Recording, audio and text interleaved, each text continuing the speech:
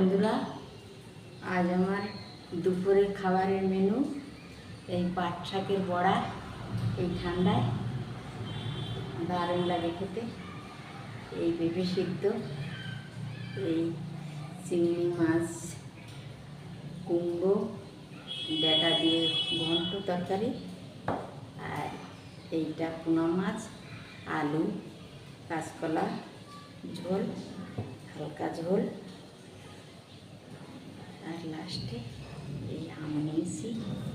তাকে বন্ধুরা, আমার এই দুপুরবেলা খাওয়াটা কেমন হবে, ভালো লাগলে লাইক কমেন্ট শেয়ার করবেন, আমার চ্যানেলটি সাবস্ক্রাইব করবেন।